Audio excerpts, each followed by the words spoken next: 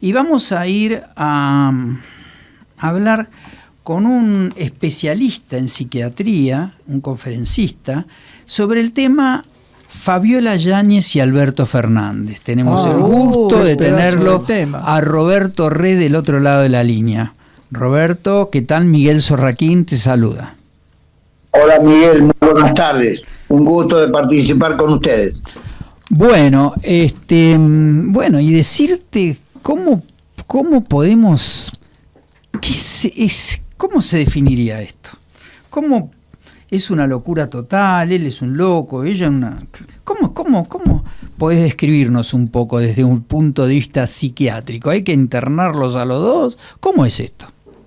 Bueno, en primer lugar, vamos a hablar de una cuestión teórica, ¿no es cierto? Una cuestión teórica de dos personas que están en conflicto. Correcto. Y que como consecuencia de estos dos actores en conflicto se ha generado en la opinión pública un verdadero tsunami que pone de relieve un tema que está dentro de la cultura y que tiene que ver con la violencia, en este caso con la falta de cultura, para decirlo de alguna forma, y no solamente con la falta de cultura y vinculado a hechos de violencia consuetudinaria entre las parejas, que por otro lado está agravado por el uso de estupefacientes y de alcohol. Entonces, y que bueno, ha ocurrido ni más ni menos en la cumbre del poder de un país presidencialista y que bueno, nos tiene realmente azorados a todos los argentinos. El hecho de violencia que es denunciado tiene que ver con terrorismo psicológico. Este es un concepto no habitual en Argentina, es un concepto europeo porque tanto España en el 2015 como la Unión Europea en el 2017 legisló este concepto terrorismo psicológico dentro de el marco legal. ¿Qué es terrorismo psicológico? Terrorismo psicológico es una conducta propia de un terrorista que puede ser un psicópata o puede ser un ideólogo que detrás de una ideología y algunas veces vinculados a la psicopatía, va a pretender hostigar, manipular violentamente, provocando en la víctima, que puede ser un pueblo, que puede ser una nación, que puede ser una comunidad, una conducta de miedo, de caos, de indefensión y de profunda desesperanza en un marco de terror. Esta herida puede ser visualizada a nivel físico, como las fotos de alguna forma pretenden demostrar, o puede ser invisibilizada también como lesiones psíquicas que habrá que demostrar.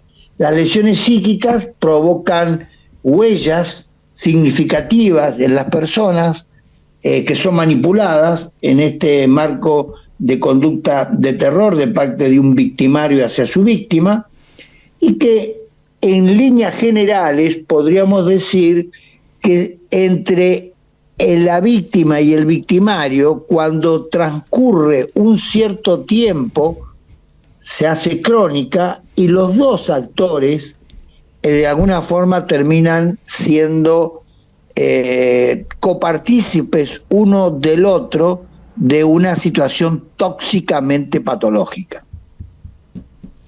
Buenas tardes, mi nombre es Carolina. Hay una cosa que a mí me llama la atención, Y es que cualquier persona que vive lo que vivió Fabiola Yáñez, produce no solo lástima, sino también empatía. ¿Por qué Claro. en general ella no produce empatía con el público que la escucha? Porque en realidad ella forma parte de un sistema que el pueblo no convalidó justamente en las últimas elecciones, y que este sistema, podríamos decir, está relacionado con abusos de poder que de alguna forma se citan como más de 20 viajes a ver a su familia en aviones de flota presidencial, que tienen que ver con, otros hechos que de alguna forma manifiestan claramente que esta mujer no ha tenido una conducta favorable al sentimiento popular.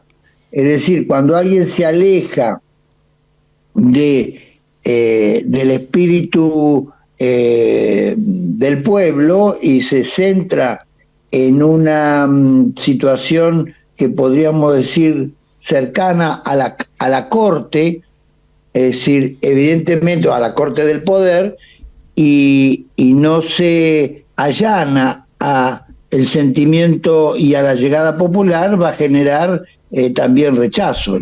Y no es solamente eso, hay otros elementos que han formado parte de situaciones constitutivas y que, claramente dan un rechazo popular. Basándonos en eso, no sé si es políticamente correcto lo que voy a decir, pero se podría llegar a pensar que, me aguanto los golpes, pero ¿es el precio que tengo que pagar por estar a donde estoy y disfrutar de lo que disfruto? Y es altamente probable, Carolina, es altamente probable de que el silencio termina siendo cómplice porque, para disfrutar de las mieles del poder, me aguanto los golpes que, por otro lado, como dice el reporte periodístico, ya venían siendo anteriores cuando vivían en el departamento de Puerto Madero y se consustanciaron después con la llegada al poder en la Quinta de Olivos.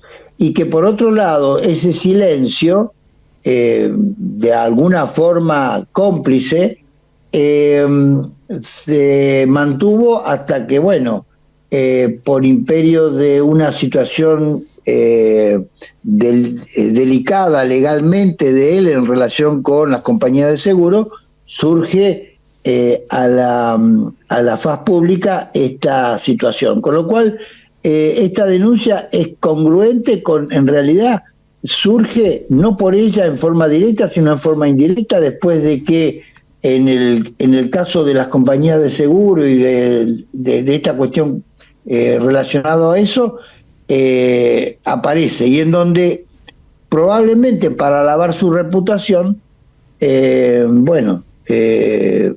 denuncia lo que denuncia, ¿no? Sí, igualmente ella parece que hizo una serie donde cuenta toda su vida con Alberto Fernández y por eso ella dice que hay cosas que no puede decir porque parece que firmó un pacto de confidencialidad hasta que no salga la serie. Esta serie, que está financiada por ella, parece que está por salir en cualquier momento y es concomitante con todo esto, porque ella podría no haber hecho la denuncia. Entonces, algunos dicen que es porque él no le dio la plata que ella le exigía para no hablar. Una vez que está hecha la denuncia por ella, que fue hace unos días nomás, no fue cuando salió todo a la luz con Ercolín y los chats de la secretaria de Alberto y todo eso. Se dicen muchas cosas, ¿no? Hay que ver cuál es el trasfondo. Claro, sí, por eso la justicia tendrá que poner luz sobre esta realidad. Hola, buenas tardes, Rodolfo Estela es mi nombre. Rodolfo, buenas tardes. Buenas tardes. Usted empleó el término terrorismo psicológico en este caso. Sí. ¿Por qué motivo? Porque hay muchísimos casos de estos similares a este, lógicamente este es el que supera todo por la calidad del expresidente, que sin duda ejerciendo la presidencia y estando oficialmente siendo ella la primera dama, ocurren todos estos hechos, sin duda es muy relevante, ¿no? Pero lo que le quería preguntar, ¿por qué se usa? No lo había escuchado, o no se ha escuchado mucho ese término terrorismo psicológico, sobre todo la palabra terrorismo, que uno siempre lo está, digamos, comparando con los hechos de terror, de terrorismo que ocurren, de violencia, ¿no? ¿Por qué en otros casos no se usa este término, o no es muy común usar este término para estas acciones? Efectivamente, Rodolfo. También la comunidad psiquiátrica y psicológica y de la ciencia del comportamiento en la Argentina se sorprendieron con estos términos que vienen de Europa. Yo creo que esto está íntimamente relacionado con un hecho político. Recordemos digamos, cómo, aunque ha habido terror en muchas historias de la humanidad, en Francia, en la Revolución Francesa, hay un periodo que se reconoce como el periodo del terror, ¿no? Donde los políticos de alguna forma de aquello entonces se mataban entre sí. Evidentemente, esta es una forma también de asesinato público de la figura del presidente, pero que viene de Europa como concepto, digamos, absoluto, como concepto central, y tiene doble entidad para mi gusto. Tiene una entidad vinculada a la violencia, porque nosotros en la Argentina conocemos esto como un cuadro de violencia de género, pero por otro lado tiene una connotación social y política, es decir, el terror, es decir, que desde la política y desde el campo social tiene una connotación especial, con lo cual hay una doble imputación social, política y personal cuando decimos que alguien que además es un político, es decir, más allá de la connotación en este momento de digamos, de la opinión pública negativa que tiene el señor Fernández, o el doctor Fernández, evidentemente está dando cuenta en la denuncia que hay una implicación directa no solamente de violencia de género, sino también una connotación de tipo político y social. Claro, entonces, que por otro lado en Europa es punible. Sí, en eso estoy de acuerdo. Además, me parece que aquí en la Argentina en general hablan de la situación privada del presidente, de la vida privada. No, yo entiendo que el ciudadano, cuando es elegido presidente, dejó de tener vida privada, porque no se es presidente de 4 a 8 y de 8 a 14, no, se es presidente durante todo el periodo que esté. Y este descuido, esta tremenda delito que ha cometido, también ha estado ocasionado porque me parece que el entorno de él no lo frenó psicológicamente, porque ¿cómo es posible que habiendo tanta gente alrededor siguiese cometiendo estos delitos contra una mujer que después analizaremos si se debió haberlo denunciado antes, por qué no lo hizo, etcétera? Claro. La realidad es que era presidente de la nación y no tuvo ningún temor en cometer todos los delitos que cometió. Yo también culpo que la gente que lo rodea no lo cuidó, digamos, en el sentido de cuidado de haberlo frenado en estas cosas, ¿no? Conociéndose de que todos sabían lo que pasaba, sobre todo en la residencia de Olivos, ¿no? Yo comparto con usted, Rodolfo, este concepto de lo público y lo privado, ¿no? Porque si bien es cierto la vida privada es privada, pero si tenemos que un funcionario público de semejante nivel de responsabilidad sobre una nación tiene conductas violentas, por un lado, demostradas también cuando a un jubilado en un restaurante también le propinó una soberana paliza, ¿no? Es decir, que por otro lado utiliza el alcohol y la marihuana, que son disruptivos de la faz mental, y estoy hablando como psiquiatra, el menoscabo que el uso y sobre todo el abuso del alcohol y conjuntamente con la marihuana van a afectar las capacidades cognitivas, las capacidades emocionales, y va a afectar en forma directa las tomas de decisiones.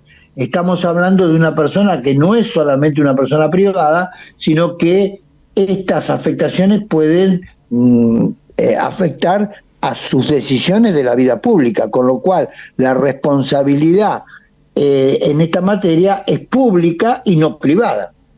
Exactamente. Tenemos el ejemplo del presidente de Estados Unidos, ¿no?, actual, que se tuvo que bajar de su candidatura justamente porque dudaban que su capacidad iba a estar. En el caso de Fernández, lo que llama la atención, porque la imagen que transmitía Fernández era exactamente al revés, era de un tipo manejable, tipo casi sin carácter, dominado.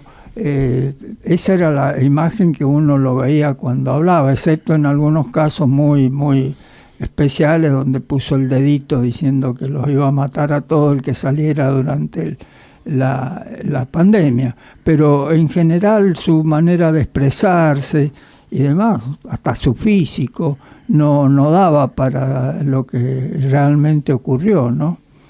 El tema es que tanto en la Casa Rosada como en la Residencia Olivo, Radio Pasillo es más que radio, es de 14 emisoras que están captando todo lo que pasa en cada uno de los rincones. Yo creo que cuando entra el presidente a la Rosada ya lo saben en el tercer piso, hasta el señor que está limpiando el piso, ¿no?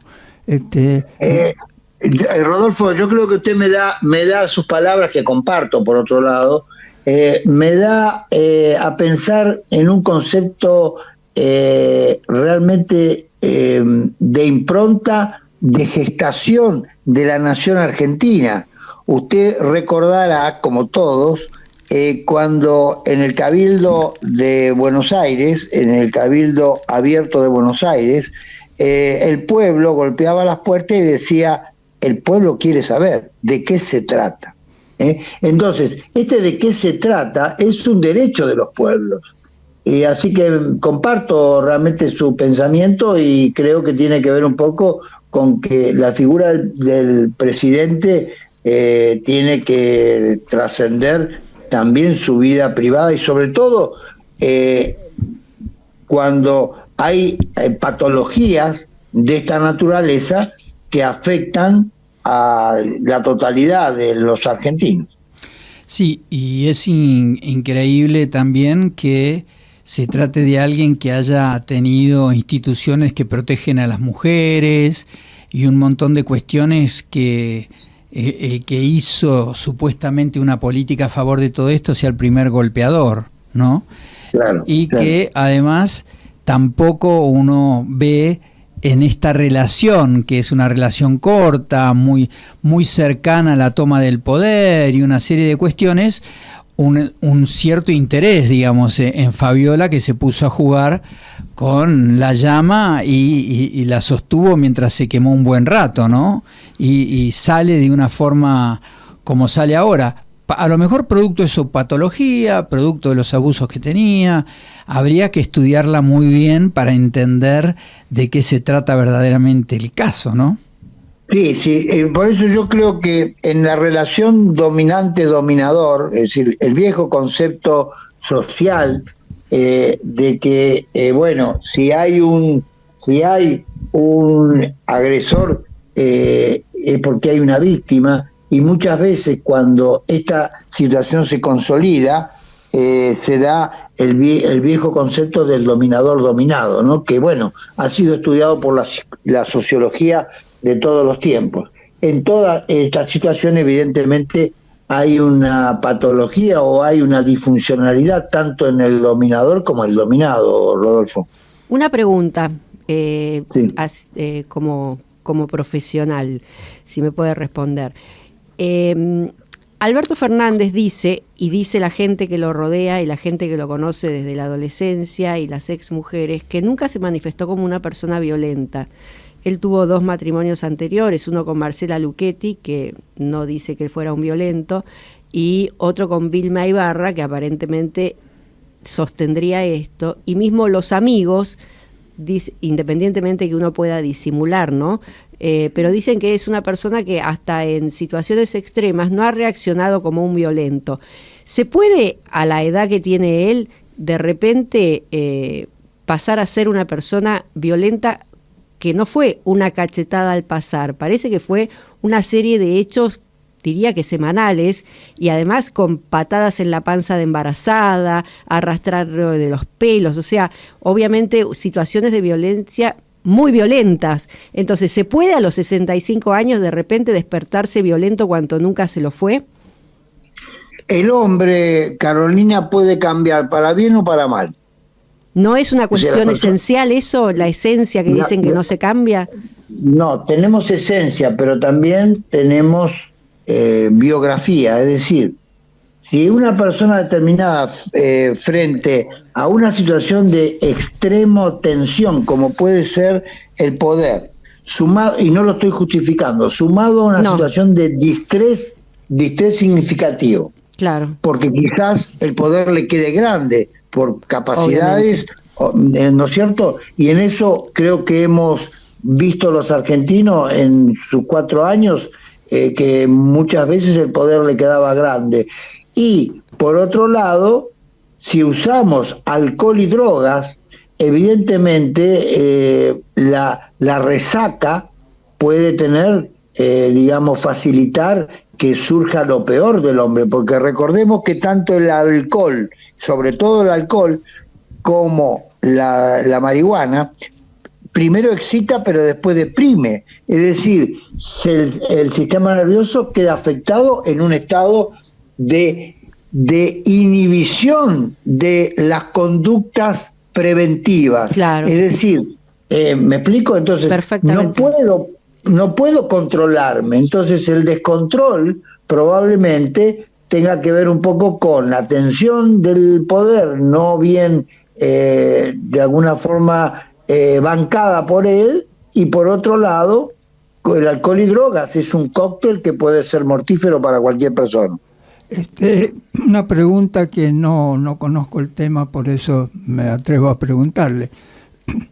En general, ¿hay algún país donde previo a incorporarse como presidente o como primer mandatario se le haga algún estudio, no a la parte física, sino a la parte psíquica del candidato, digamos?